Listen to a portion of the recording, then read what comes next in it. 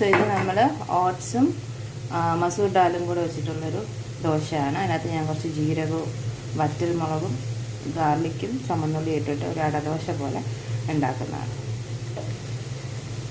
വളരെ ടേസ്റ്റിയാണ്, gluten free ആണ്, ഡയറ്റ് ചെയ്യുന്നവർക്കൊക്കെ യൂസ് ചെയ്യാൻ പറ്റുന്നൊരു ദോശയാണ്.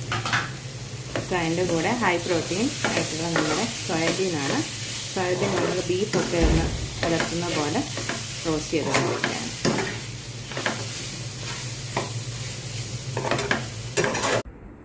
സോ നമ്മുടെ ദോശ റെഡി ആയിട്ടുണ്ട്.